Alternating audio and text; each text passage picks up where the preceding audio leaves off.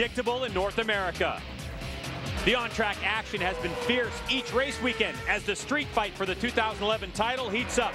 With 3 different race winners and a tight points battle, who can keep it together? One small mistake and you're left behind in the dust. And anyone can win. The series now attacks Mid-Ohio Sports Car Course. This is round 6 of the AMA Pro Daytona Sport Bike Championship from Mid-Ohio, and it starts now.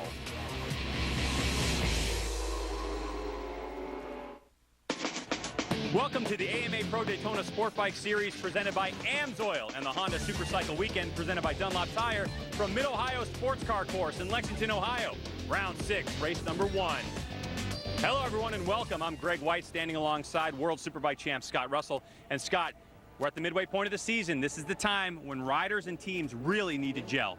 That's right, Greg. And you see Danny Eslick, Josh Herring, riders like that, DeSalvo, Corey West, those are guys who have gelled with their team. They have that baseline setting to work off of week in, week out. When you come to a track, you don't have that, you end up searching and you don't have a lot of time. So those 4 riders have gotten it together. Now it's the rest of the field needs to catch up to those riders and finish out the year strong. And at the halfway point, we're talking about championship point standings, and there's only 24 points that separate the number 1 rider in the points to number 4. But Danny Eslick, who leads the championship, he didn't make it for qualifying this morning. Word is that he overslept. What did he do? He gave a point away to Josh Herring, who got pole, so now only 3 points separate first from third. That could be pretty dangerous in this championship, right? Well, I mean, it is. I mean, you've seen championships won by a point or 2, and that point could come back to haunt him in the end of the year. Hopefully that won't be the case, and Danny will come out today and get a race win, and we'll carry this championship on throughout the season. Now let's take a look at how we got to this point in the season. The 2011 AMA Pro Daytona Sport Bike Championship kicked off the season in its usual fashion with the Daytona 200. The race, red flag when a front tire issue developed. During race stoppage, Jason DeSalvo's latest motorsports team was able to do a complete engine swap when his Ducati lost a cylinder. Once restarted, it came down to the final lap.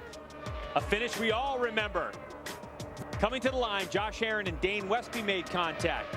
Westby went down, collecting Taylor Knapp in the mayhem, while DeSalvo took the win. Round 2 from Infineon. Number 8, Josh Herring sat out race 1, serving his penalty for the Daytona 200 incident, while the number 40 Machina DeSalvo was the class of the field, dominating the race. Then the New Yorker followed that up with another win in race 2 on Sunday. So far, 3 for 3 on the season. Next up on the calendar, a single race event at Miller Motorsports Park in conjunction with the World Superbike Championship. P.J. Jacobsen jumped out to an early race lead, while points leader DeSalvo was deeper in the field, struggling with speed. Jacobsen was challenged by many, including the track and weather conditions. He was ultimately passed by Josh Herring, who nabbed his first win of the season. Fast forward to only 5 days later. The series stopped at Road America for round 4. Jason DeSalvo started from pole, only to throw it away in turn 1 on lap 3. Josh Herring and P.J. Jacobsen picked up where they left off in Utah, fighting for the win. Herring managed to take race 1 after P.J. was held up by a slower rider. Race 2, Sunday. DeSalvo crashed once again in the early laps and dislocated his shoulder. The freight train battle came down to the final lap, but once again, Herring had the drive to sweep the weekend and take over the points lead. Most recently from Barber Motorsports Park, race 1 on Saturday. Josh Herring DNF'd with a mechanical problem, leaving the 2009 champ Danny Eslick to run away with it, taking his first win of the season. Race 2 on Sunday, Eslick looked to be in control while holding off the number 8 of Josh Herring until the final set of corners. Herring made his move to the point, snatching the win from the 69. Quite a season we've had so far, Scott Russell. And that points I was talking about earlier, actually the 3 points are only separating Danny Eslick from Josh Herring, who won 2 in that championship. But each one of those riders having something going wrong this season. Danny Eslick, you saw that crash earlier in the highlights at Daytona. He was out of the points, but since then, only a 7th place finish or podiums the rest of the time. That's why he sits on top of the points. Yeah, it's been an up and down season for the top 3 for sure. And, you know, it's unfortunate. I think Josh Herring, if nothing was going wrong, he would be out front. by a little margin. But the way it is, it's all close together, and we're looking for another close race here today. And now they have to fight it out here at Mid-Ohio Sports Car Course, a 2.4-mile natural road course with 15 turns. Scott, tell us more about this racetrack. Well, there's a lot to this racetrack. It's definitely a challenging course. It's hard to get the bike set up. It's a racetrack that a lot of riders go quick at. So guys who've had success at other racetracks may necessarily not have that here. They're going to have a lot of things. Here's turn 1 right here. We'll take a look. I think that's a pretty important corner. You want to get to that corner first off the start and give yourself a good shot. Clear road up to the head, up to the hill, to the keyhole. And then another spot on the racetrack I'd like to take a look at would be at the bottom of the straightaway, the fastest part of the racetrack. You're going to see a lot of outbreaking maneuvers right here, Greg. A lot of different angles, entry points to go into this corner, and it's going to be key. And I think, honestly, if you can get in front here at the end of the race, if you're strong, you can hold the lead all the way around to the start-finish, because it's very hard to pass from this point on. Now, not racing is qualifying when riders get to go out and do laps on their own. They get to put their heads down, not necessarily race with someone. But look at this incident with Taylor Knapp. Wow. In qualifying, he was pushing very hard, and he nearly crashed this motorcycle, Scott. You can see the back end just stepped out as he flicked it in there, and what a great... I mean, he was kind of just along for the ride, but give him some credit, man. He did a good job to hang on to that thing. You flick it into that corner, Greg, and it gets flat and almost crowns in the road right in the middle of that. Easy to lose traction right there, and a little abnormal the way it went down, but good save.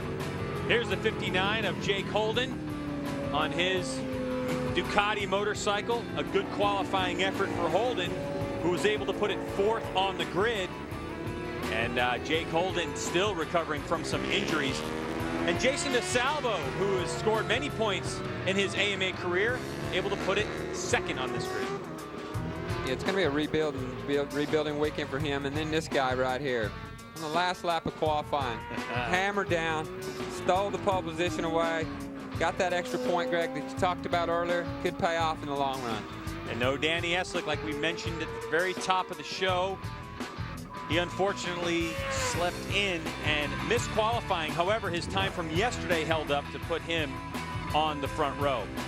Danny Eslick, coming into this weekend, was 4 points ahead of Josh Herrin. Now 3, because Herrin, who scored his very first bonus point of the season. Bonus points available for laps led and for pole position.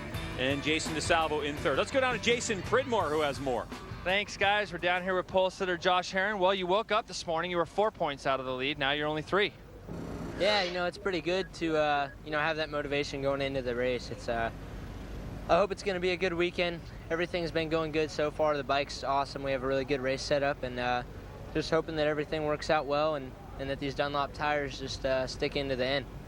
You think of everything that's gone on this year for Josh. He's had a tough year at Daytona, obviously, with the start, and then had a mechanical there at Road America. Now we're going to move on over to Jason DeSalvo. Jason, we spoke earlier. Shoulder seems like it's doing better, and the Ducati's running great.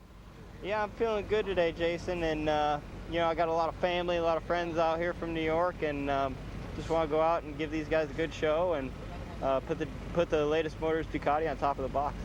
Spoke with Jason yesterday, and he had a salt problem, he thought, because his body just felt so depleted and run down. It was really hot yesterday afternoon. We had some big thunderstorms here yesterday morning.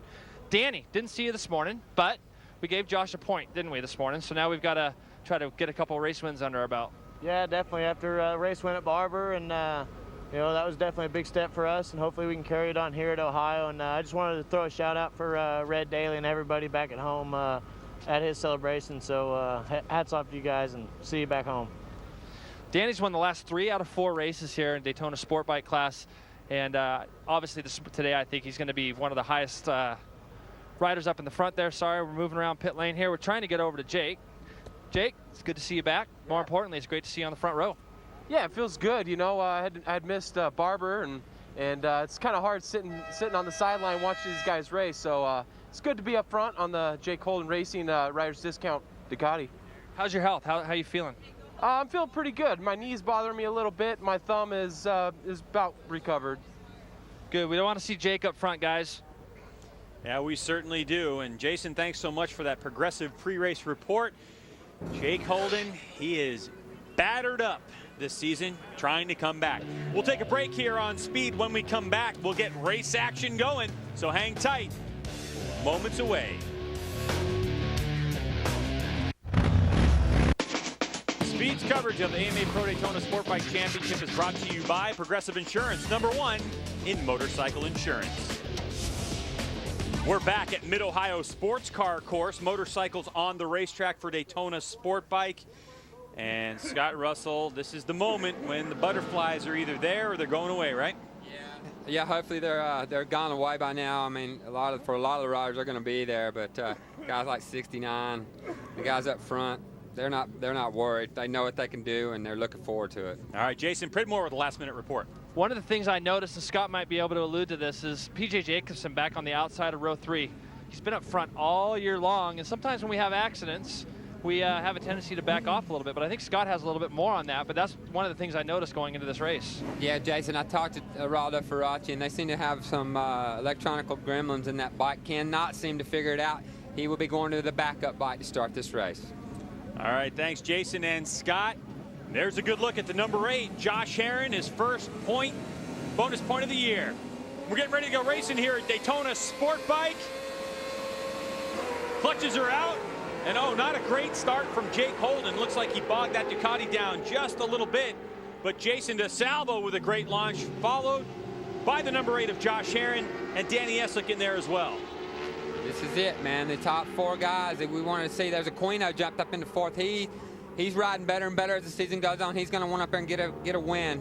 Hayes runs it. Herrin runs it a little bit wide right there, and you see this is important as they get a drive down this long straightaway to see who get the outbreaking zone in the bottom. Jason DeSalvo telling me his motorcycle great off that keyhole corner and a good run down the back straightaway. The Yamaha in the draft of the Ducati. Josh Herrin now in some clean air, not side by side. DeSalvo still holding the point, and wow, he was deep into that corner. Well, he knew he had to be. You know, that's the spot where everybody's going to try to take a shot at you. So if you're out front, you're going to have to leave the brake late. You can see Eslick reeling back in on Herrin a little bit. As they run through this tight section down here, this is where you don't want to override the bike. You can easily push one corner too hard, mess up the next corner. It's a string of corners that you've got to put together and make it work for yourselves. And they drop over the backside of this hill. You see the bikes jump sideways, wheelie occasionally. It's a real rider's racetrack. Ducati leading from Yamaha, leading from Suzuki. Impressive move from Tommy Aquino to get up there so early. Red mist in his eyes this morning when I saw him. Look at Herrin sweeping wide. Not able to do it as Jason DeSalvo comes on the front straightaway. The first rider to cross start-finish line to complete the first lap. You can see Bobier back there in 5th spot too. He had a great run at our last race. Stole the spot from the man in front of him, Tommy Aquino, on the last lap, as Josh Herrin did the same thing to Danny Eslick on the last lap at Barber. So these guys are all going to remember that. You see Eslick looking for a way around #8 right now. He's going to have to square this corner up, try to get a good run down this straightaway. Close racing in Daytona Sport Bike. Eslick losing about a bike length, and now maybe more on that drive. He's got to get in the tuck, and here is the #8 of Josh Herrin. Monster Energy Graves Yamaha trying to do something with that Ducati. Stretching its legs, and look at Eslick trying to make a bit. Aquino sideways behind Eslick. He's going to have to do all he can do and throw everything he's got at these guys, and he's got to pace with them, watch what they're doing, see where they're a little bit quicker. He wasn't that far off in qualifying, running a solid 5th in qualifying. Now he's moved up 1 spot and with the lead group. Tommy Aquino on that Yamaha Extended Services Pat Clark Motorsports Graves Yamaha. There's a name for you. The ES motorcycle latched onto the back of this group, and there's Cameron Bobier on the rider's discount. That's a Yamaha, so teammates with Jake Holden. Jason Pridmore with more. Well, we're talking about Tommy Aquino here. He is hungry, guys. If you remember the last 2 rounds at Barber, he finished 4th in both of those. In the second race of Road America, he finished 4th in that. All 3 of those have been by less than a second combined. So this time he's up front with the leaders, whereas the last few races he's had to make up that interval.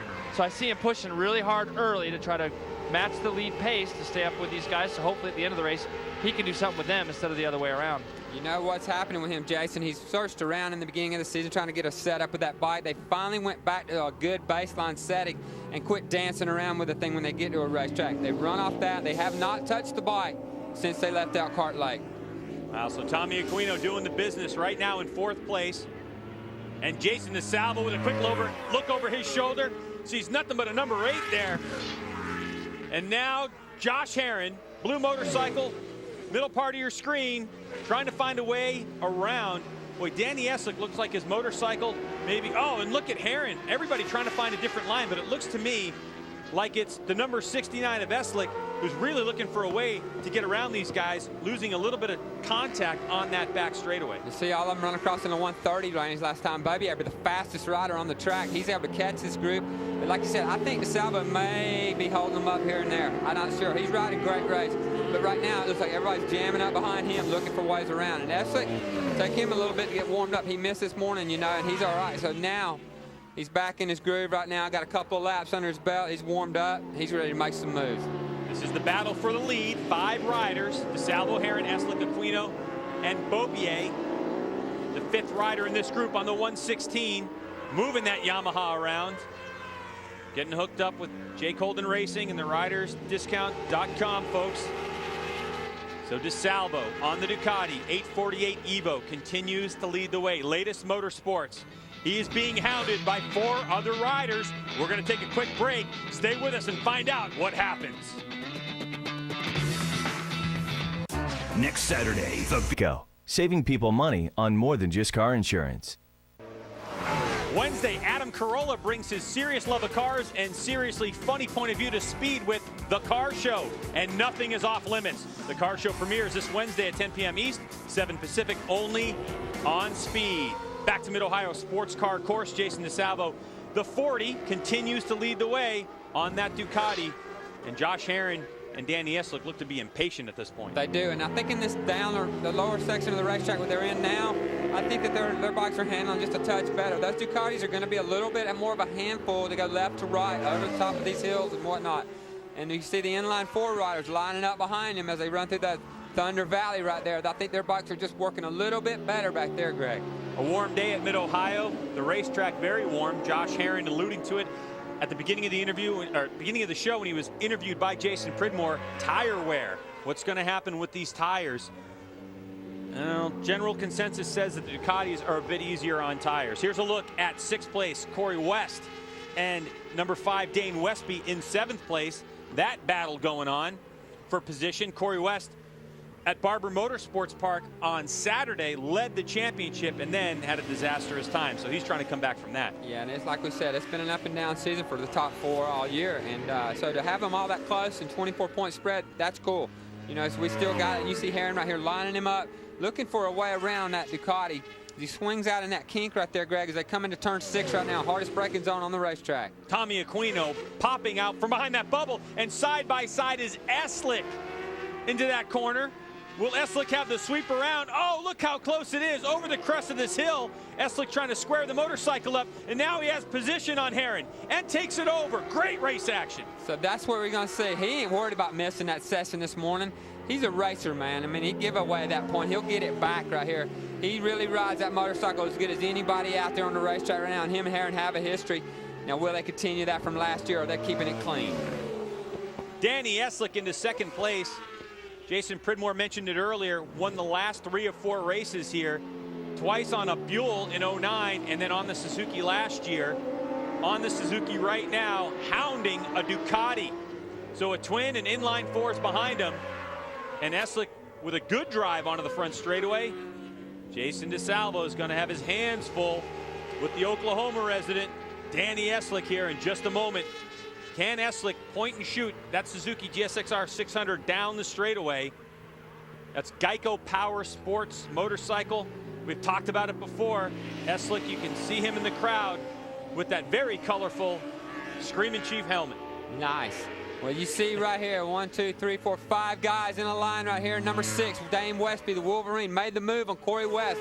While we didn't see back there, number 5, excuse me, he's going to try to make a run at this group, make it a 6-rider battle. Here's Eslick on the brakes, side by side with DeSalvo. Eslick takes over the lead. Can he work his magic through the infield and gap Jason DeSalvo? Eslick hard on the gas. Looks to be in good form right now. Definitely does. You talked about winning these races at this track. That momentum goes from year to year. I got to tell you, as you go to one track and you feel confident, you come in there and you swing, and he has set the pace all race. all weekend except for this morning, and that's okay. Now he's setting the pace again when he needs to. Lap times are still very fast, 1:30.6, 0.4, 0.8 from the top three. Their fastest laps only about 0.2 to a half a second off that. So Eslick wanting to lead this race and does it, but Josh Herrin is the rider who needs to get around Jason DeSalvo and keep Eslick in sight if Eslick's able to make a move. But so far, DeSalvo on the 40, wow, will he retaliate? Will he try to make a move down this back straightaway and get that motorcycle a yard down on those brakes as they head off the back straightaway into that really tight right-hander? Well, now that he's back in second spot, he can take a look at somebody and see where they are faster than he is, you know. So he kind of led the way until up to this point now, not kind of knowing what was going on behind him. Now he's going to have a clear view of what he's got to deal with. Keyhole right here. These guys got to get this thing hooked up, drive it off the corner down this long straightaway. Down the straightaway they go. Jason DeSalvo into the slipstream. So is the number 8 of Herrin. Now DeSalvo on the brakes. Very late and takes over the lead. On that last lap, Dane Westby, who was in 6th place, had the fastest lap of the race. He's getting close to that battle as well.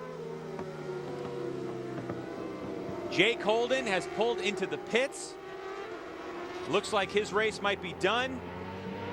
On that Ducati 848 as well, ridersdiscount.com entry, but Jason DeSalvo is duking it out. Holding it down for the V-Twins right now as these inline fours are chasing that orange and black Ducati. So DeSalvo from Eslick, Herrin, Aquino, and Cameron Beaubier. We're watching the race for the lead, and it is a hot one. Don't go anywhere, because it's not cooling down. Sunday, the treacherous corkscrew. Fuel your passion for motorcycle racing with Speed Motorcycle Text Alerts powered by Yamaha. Get the latest motor racing results and breaking news as soon as they become available. Send right to your phone. Text Moto to Speed 3 for the alerts now. When we went to commercial, Jason DeSalvo was leading the way. We're back, and now Danny Eslick is leading.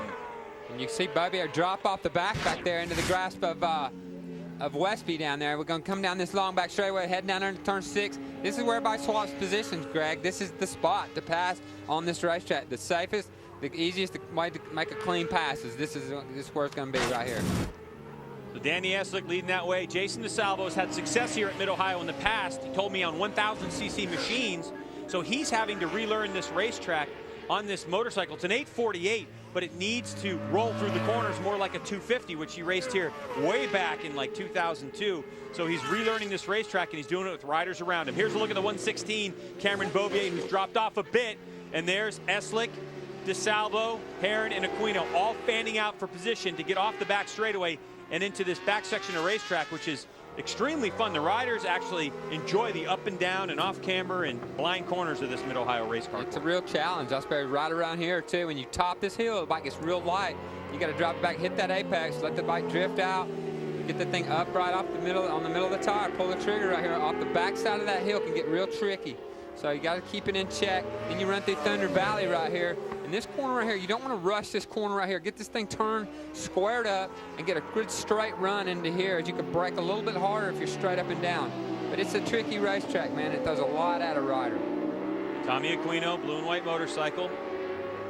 Cameron Beaubier has made his way back up to this group, so perhaps a minor mistake. Wasn't able to really drag Dane Westby up with him. Westby still just off the back of that. But here comes Westby. Cameron Beaubier reattaches to that group. Can he make a move? Yeah, I believe he will. We saw him at Barber at the last lap, last race, and he put the move on.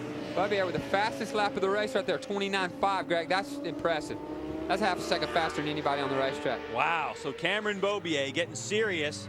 When push comes to shove, he puts the hammer down and is able to reattach to that group. Losing a little bit on that back straightaway. So is Tommy Aquino. 3 wide off the back straightaway. DeSalvo goes side by side with Eslick for a moment.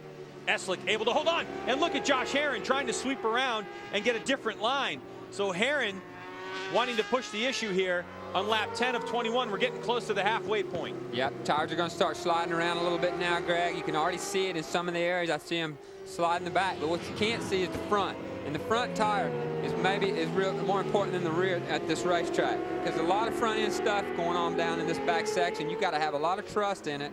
And so finding the right tire on your bike, hard, compound, medium, whatever it is that works for you, that's very important. You see the Eslick right there sliding the bike coming off of turn 13 right there. Danny Eslick, Geico Power Sports. See that gecko thing on the side of his bike, and you'll see that if you come to an AMA race, holding an umbrella from time to time. And look at Cameron Beaubier, Dane Westby right in the mix. By the way, Cameron Beaubier set the fastest lap of the race. You saw it earlier on the screen, a 29.5. That's 1.3 seconds faster than he qualified on. Boy, you definitely get a reputation as a better racer than a qualifier. This kid continues to impress. He's an awesome rider. Showed what he can do at Barber. But number 5 is what I'm impressed with, too. Look at Westby shove his way by Beaubier right there. He wasn't expecting that, and I don't know where Westby came from. He was so far back on the lap before, man. He really pulled the trigger on that one. He looks like he's losing a little bit in a straight line, though. The Wolverine on that M4 Suzuki. Now Beaubier up the inside, and look at the leader as Jason DeSalvo goes by Danny Eslick, and Eslick is going to sweep around the outside of him. So DeSalvo in there too deep, but Eslick possibly wide. He has the inside position, and he holds on to it for now. I tell you what, there's going to be a dogfight coming to the end of this race down in that section. You saw Eslick and Hacken back in the day come together in that area. It's going to get like that again at the end of this race, I think, and that turn 6 is where it all starts. All the while, number 8, Josh Herrin, is sitting back there watching the action, watching where these riders are strong, watching where they're weak. All the riders saying the same thing about Mid-Ohio Sports Car Course. Difficult racetrack to pass. Scott mentioned it earlier. And look at Westby forcing the issue on Aquino to take over 4th. He's not having a problem passing. He's passing people where nobody even expected. In the middle of the keyhole, the middle of the carousel. It's like Westby is on a mission right now.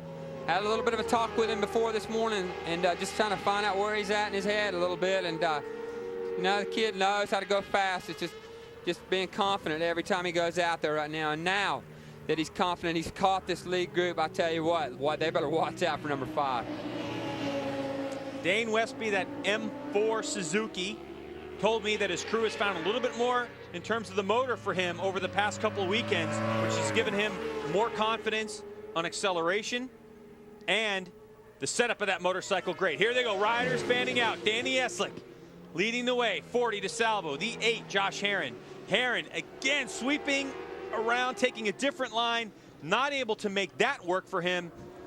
Now Dane Westby on the back of Josh Herrin. Herrin might have put himself in jeopardy of losing another spot with the very aggressive Wolverine. Incredible race action in Daytona Sport Bike. Eslick leading from DeSalvo. It's going to change quickly, so stay with us here on Speed. Welcome back to Mid-Ohio Sports Car Course. You're watching AMA Pro Daytona Sport Bike, and this is the battle for the lead. The 69 is Danny Eslick, but just as we come back, it looked like Jason DeSalvo on the 40 was going to make a move. Josh Herrin is on the 8. Dane Westby, the number 5, has been chipping away at these riders, and he's in 4th as Aquino's in 6th, and the 116 is Cameron Beaubier. Yeah, I'll tell you, they keep kind of falling off the back. Beaubier does, and coming back to the group. I don't know, he's making mistakes somewhere, but he's dealing with that and able to reel this group back in. But number 5, the Wolverine, has been slicing and dicing his way through this pack. Who's next on his list? Looks like number 8, Josh Herrin. You better watch out. Dane Westby didn't get the greatest of starts. He qualified 7th. He said, very typical for me, and I'm okay with the race. Had to stand up there for a moment as he looked like he was trying to get around the 8. Yeah, he's looking everywhere he can, you know, so keep your eye on him. Jason Pridmore. Just watching this race and talking with Scott, it looks like the Suzukis just handle so much better right now than the other bikes. I mean, when Danny was behind early, he was putting his bike anywhere he wanted to put it. He was never, ever following. And how frustrating is it to be Cameron back there in 6, running the pace, but not being able to do anything with those guys in front? Yeah, it's got to be frustrating for him. But at the same time, you know, new guy to the series, got to be kind of happy, man. He's running a great race. And to be latched on to the fastest guys in the class, you know, there's some part of you got to be happy about that. Maybe not happy with the mistakes that he's made so far, but, you know, you're right. The Suzuki seem to be dealing with it, and the Ducati's not doing bad either. Danny Eslick continues to lead. No big moves off the back straightaway. It looks like the reports are that the number 9 PJ Jacobsen on the Celtic Racing Fast by Faraci motorcycle has slowed down. So PJ taking a look over his shoulder. Looks like his race could be done if he can get that motorcycle back to the pits. So really heartbreak for the number 9 PJ Jacobsen and his crew. I'm sure they'll put their heads down and go to work